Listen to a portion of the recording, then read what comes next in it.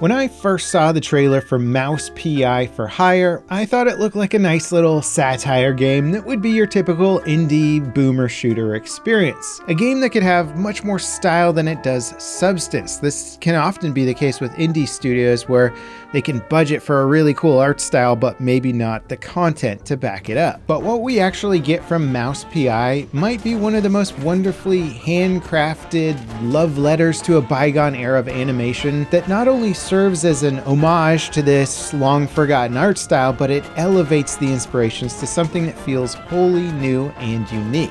On top of this incredible hand-drawn rubber hose style animation work is a game full of mesmerizing voice acting, incredible jazz music, excellent level design, a great story that all comes together in a fantastic package, delivering one of my favorite games that I've played so far this year.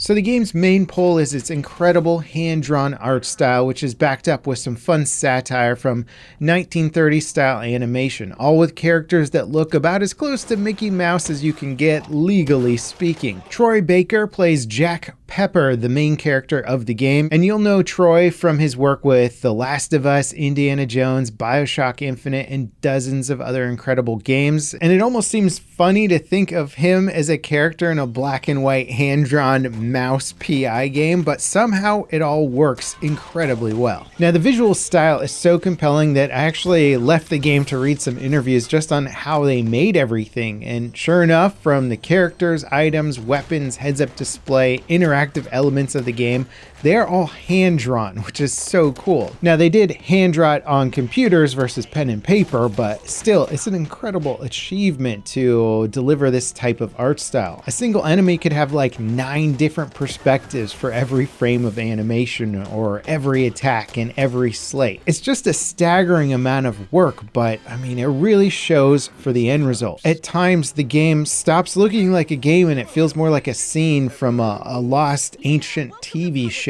or something. It's also impressive and so well integrated to the gameplay. The weapons all have that classic rubber hose, loosey-goosey animation style with barrels that bend as the weapon moves or shoots. The combat animations have characters striking classic poses to indicate their status, and they even fall into piles of ashes when they're burned or collapse into skeletons when doused in acid. And the character designs are unique for all of the supporting cast and even many of the standard enemies. And there's all kinds of fun little UI things, like you take damage and your heart goes from a healthy looking heart to one that was butchered by a surgeon. Even something as insignificant as the progress bar animation for loading the game is this wonderful little animation of an animator drawing at a classic desk. You can really just see all the love and passion that was poured into this project by how much it's integrated to every single corner of the game. Now, when it comes to describing the gameplay, certainly the word basic comes to mind, but I almost feel bad calling it that. I'd call it more focused than it is shallow. Each gun, like the pistol or shotgun, fills a specific role in the combat loop. You can use the pistol to snipe distant enemies and the shotgun to blast enemies away in close quarters, or as a means of stunning the bigger ones. But on top of the weapons, the levels are also littered with environmental hazards that you can combine with the guns to sort of mix up the gameplay. There's, of course, your standard exploding barrel, and then you've got a freeze barrel and even an acid barrel. They really like barrels in this game.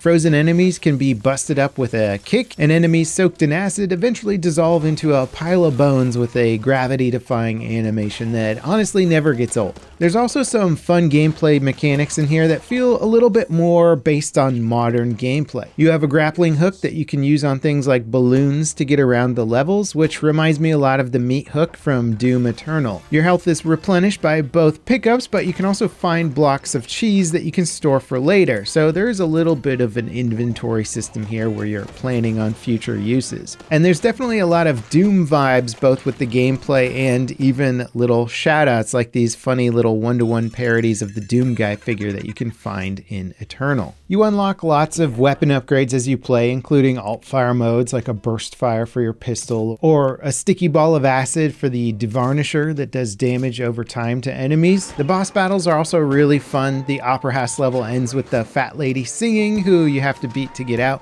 The strange underground lab of your magician friend in the game has multiple robot bosses that gradually escalate to one that's closer to finished and then has these cool lasers that you have to dodge. There's certainly more straightforward fights with simpler mechanics, but they also have a ton of character to them where the personality of the design of the boss really sort of informs the mechanics, and that makes it a lot more fun. And as much as I really am loving playing through Mouse PI for Hire, I can't deny that the gameplay is not the strongest draw. I'm not going to be talking about the gameplay like it is Doom Eternal despite all the references that are there. It's just a little bit basic by the end of the day and nothing that surprises me with some new crazy ideas. Now stylistically, you might look at this game and wonder why they chose this wild art style. It's probably just for a laugh, right? But Mouse PI spends a lot of time world building, and it really is more of a serious game where you're a character in a mouse-eat-mouse world full of cheese-related crimes. It's a combination of funny but with an actual serious undertone. When it comes to the narrative, a fellow army vet and brother-in-arms has gone missing. His assistant's death was ruled no foul play under suspicious circumstances, and the city you're in, Mouseburg, is rife with crime and corruption that seems to go all the way to the top. It's a fantastic, true-to-form detective noir game set in a mouse world for the levity and cheese puns. Overall, I gotta say I'm loving my time with Mouse PI for Hire, and I'm just blown away by how many subtle hand-drawn details are packed into the game.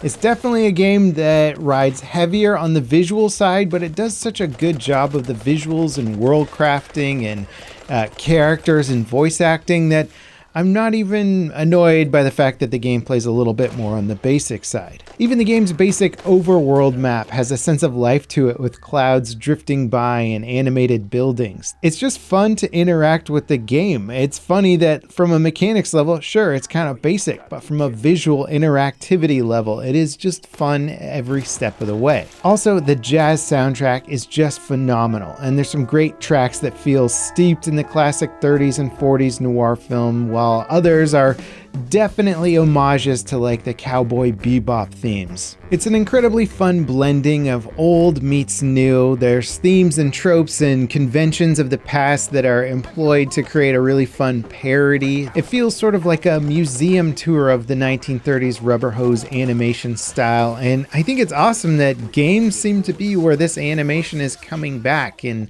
making a little bit of a resurgence with these successful titles like Cuphead and now this. Mouse PI definitely gets a recommendation for me. Stylistically, if you're enjoying what you see here, you're probably gonna enjoy the game. Now, if you've been following my channel for a while, you'll know that I do enjoy myself a good boomer shooter. Check out this video here on some of the best boomer shooters ever made. If Mouse PI looks interesting to you, then this list will have a ton of other games that will probably interest you as well.